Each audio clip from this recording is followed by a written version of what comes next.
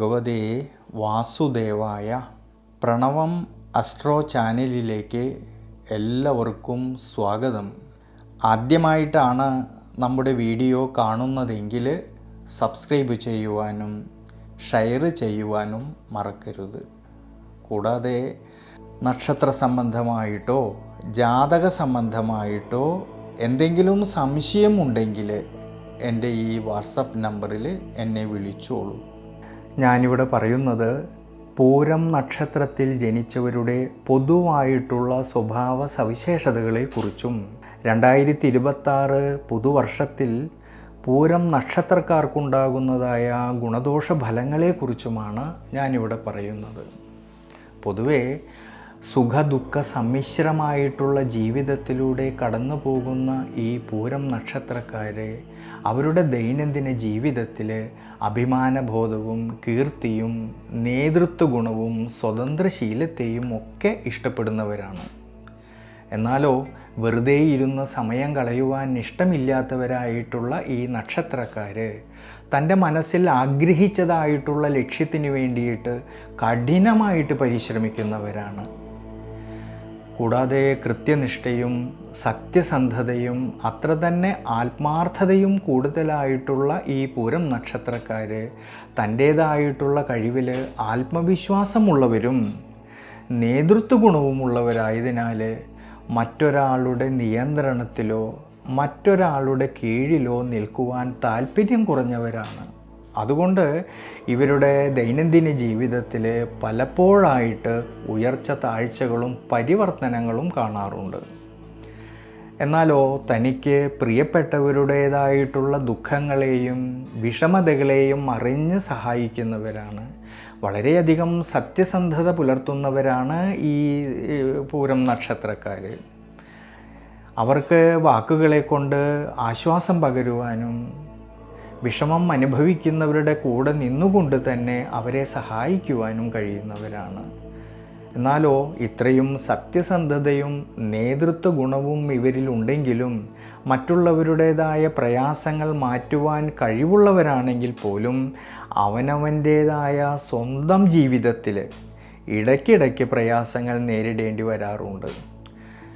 പ്രതികരണശേഷിയുള്ള ഈ നക്ഷത്രക്കാരെ വിമർശിക്കുകയോ ഇവരെ കുറ്റപ്പെടുത്തുകയോ ഇവരുടേതായിട്ടുള്ള പോരായ്മകൾ പറയുകയോ ചെയ്താൽ ഇവർക്ക് പെട്ടെന്ന് ദേഷ്യം വരുന്നവരായിട്ടും പരിസരം പോലും മറന്നുകൊണ്ട് പെട്ടെന്ന് പ്രതികരിക്കുന്നവരായിട്ടും ഇവർ മാറും.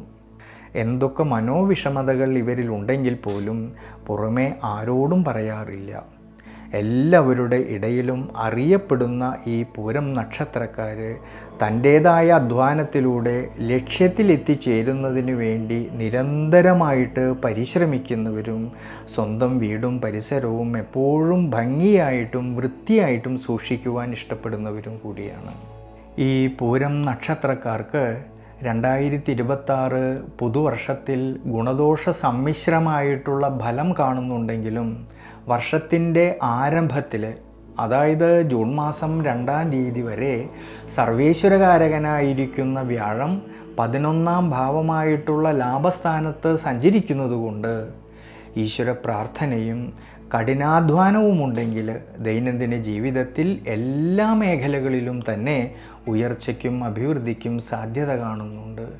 എന്നാൽ ശ്രദ്ധിക്കേണ്ടുന്നതായിട്ടൊരു കാര്യം, ജൂൺ മാസം 2-ാം തീയതിക്ക് ശേഷം ഈ സർവേശ്വരകാരകനായിരിക്കുന്ന വ്യാഴം 12-ാം ഭാവമായിട്ടുള്ള ദുരിതസ്ഥാനത്തേക്ക് സഞ്ചരിക്കുന്നത് കൊണ്ടും അഷ്ടമശനിയുടേതായിട്ടുള്ള കാലഘട്ടം ഈ പൂരം നക്ഷത്രക്കാർക്ക് നിലനിൽക്കുന്നത് കൊണ്ടും രാഹുകേതുക്കളുടെ പ്രതികൂലമായിട്ടുള്ള അവസ്ഥാവിശേഷമുള്ളതുകൊണ്ടും ജൂൺ മാസം 2-ാം തീയതിക്ക് ശേഷം വളരെയധികം ശ്രദ്ധയോടു കൂടിയിട്ട് മുന്നോട്ട് പോകേണ്ടുന്ന സമയമാണ്.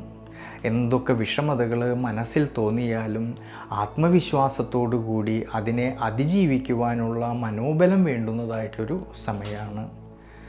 ആരോഗ്യകാര്യങ്ങളിലാണെങ്കിലും കൂടുതൽ ശ്രദ്ധ വേണം. ജീവിതാനുഷ്ഠാനങ്ങൾ വേണ്ടുന്നതായിട്ടുള്ളൊരു സമയമാണ് ഈ ജൂൺ മാസം 2-ാം തീയതിക്ക് ശേഷമുള്ള സമയങ്ങളിൽ.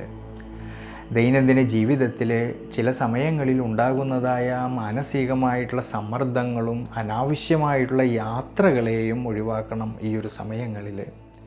പൊതുവേ സാമ്പത്തികപരമായിട്ട് അനുകൂലമായിട്ടുള്ള സാഹചര്യങ്ങൾ ഉണ്ടാകുമെങ്കിലും ചിലവുകൾ നിയന്ത്രിച്ച് മുന്നോട്ട് പോകേണ്ടതാണ്.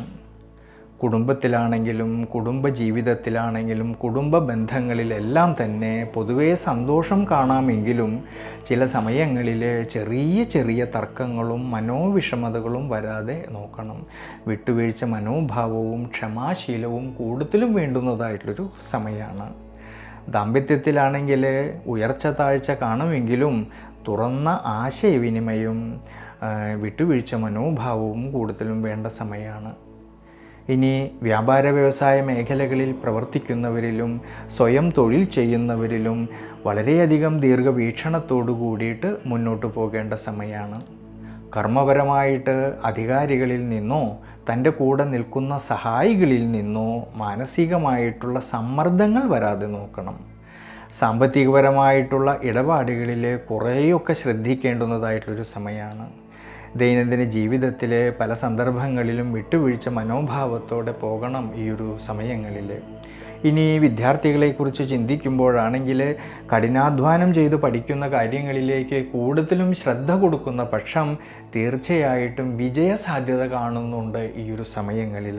അതുകൊണ്ട് ഉത്രം നക്ഷത്രക്കാർ ഈ ഒരു സമയത്ത് ദേവീക്ഷേത്രത്തിൽ ഭാഗ്യസൂക്തം അർച്ചന ചെയ്ത് പ്രാർത്ഥിക്കുന്നതും ശനീശ്വര പ്രീതികരമായിട്ട് നവഗ്രഹ ക്ഷേത്രത്തിൽ ശനീശ്വര പ്രീതികരമായിട്ട് നീരാഞ്ജനം വഴിപാട് ചെയ്യുന്നതും വളരെ വളരെ നല്ലതാണ്.